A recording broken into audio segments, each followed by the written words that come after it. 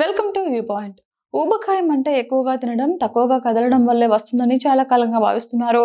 అయితే తాజాగా వెలువడుతున్న పరిశోధనలు మరో కీలక విషయాన్ని వెలుగులోకి తెస్తున్నాయి.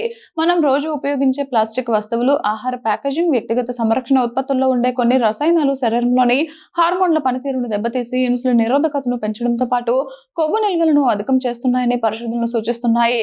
ఈ రసాయనాలను ఒబిసోజెన్స్ అని పిలుస్తారు. ఒబిసోజెన్స్ అంటే శరీరంలో కొవ్వు జీవక్రియను ప్రభావితం చేసే రసాయనాలు. సాధారణంగా ఆహారం ద్వారా లభించే శక్తిని శరీరం వినియోగించాల్సి ఉండగా, ఈ రసాయనాల ప్రభావంతో అదే శక్తి కొవ్వుగా నిల్వ అయ్యే అవకాశాలు పెరుగుతాయి.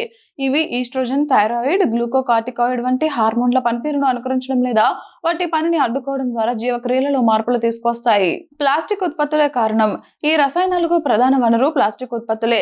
పాలికార్బోనేట్ ప్లాస్టిక్లు, ఆహార డబ్బాల లోపలి పూతల్లో ఉపయోగించే బిసిఫెనాల్ ఏ, ప్లాస్టిక్ ను మృదువుగా ఉంచేందుకు ఉపయోగించే థాలెట్స్ ను అత్యంత ఎక్కువగా అధ్యయనం చేసిన ఒబిసోజెన్స్ గా గుర్తించారు.